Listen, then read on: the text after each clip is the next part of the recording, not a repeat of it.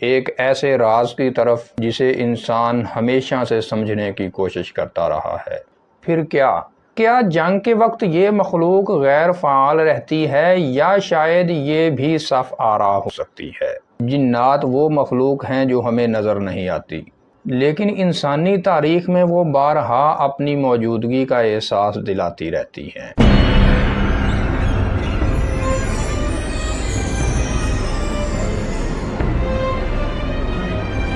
بسم اللہ الرحمن الرحیم۔ معزز ناظرین کرام، السلام علیکم ورحمۃ اللہ وبرکاتہ۔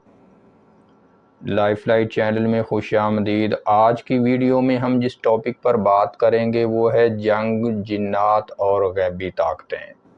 ناظرین اکرام، کیا آپ جانتے ہیں کہ جب میدان جنگ میں توپیں گرج رہی ہوتی ہیں تو کہیں نہ کہیں غیر مرئی مخلوقات بھی متحرک ہو سکتی ہیں؟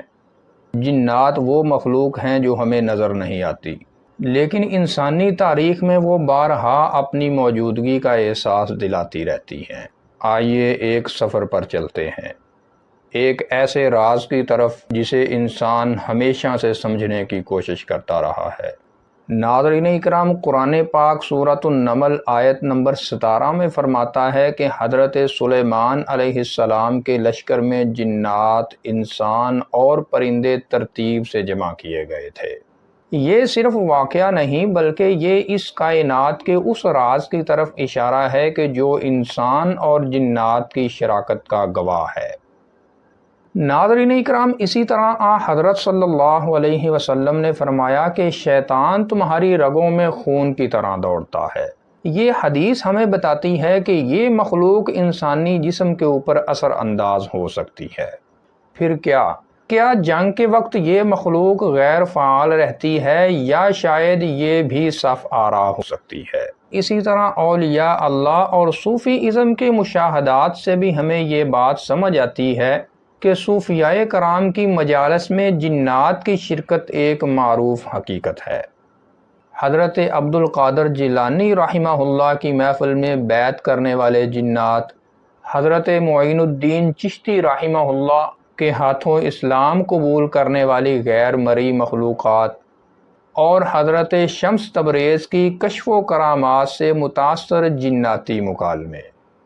ناظرین اکرام، یہ سب اس بات کی نشاندہی کرتے ہیں کہ جنات انسانی دنیا میں دخل اندازی کرتے ہیں۔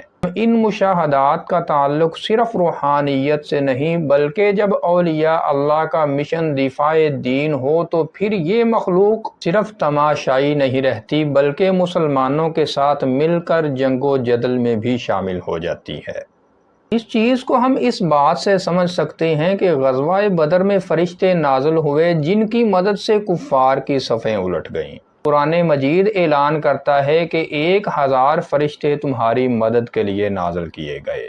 معزز ناظرین اکرام، مفسرین کے مطابق جنات بھی نیک اعمال میں شامل ہوتے رہتے ہیں، خصوصاً حضرت سلیمان علیہ السلام کی افواج میں۔ اسی طرح آج بھی کچھ روایات میں بیان کیا جاتا ہے کہ بعض اسلامی فتوحات میں غیبی طاقتوں نے حصہ لیا۔ مثلاً قادسیہ کی جنگ یا صلیبی جنگوں کے مشاہدات میں کچھ ایسے واقعات درج ہیں جو انسانی حدود سے ماوراء دکھائی دیتے ہیں۔ دور جدید اور سائنسی لحاظ سے بھی اگر ہم دیکھیں تو 1971 کی پاک بھارت جنگ میں کئی سپاہیوں نے ایسی آوازیں سنی یا سائے دیکھے جو انسانی نہیں لگتے تھے۔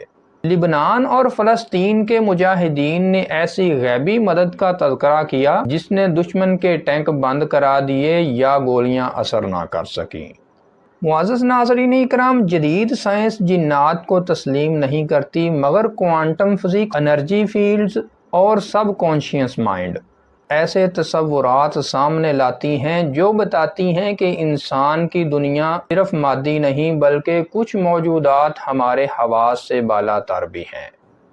معزز ناظرین اکرام، آج کی ویڈیو کی یہ چھوٹی سی ڈاکومنٹری اس سوال کو جنم دیتی ہے، کیا انسان کی دنیا میں واقعی کوئی ایسی مخلوق ہے جو ہماری آنکھوں سے اوجھل ہے مگر ہمارے ساتھ موجود ہے؟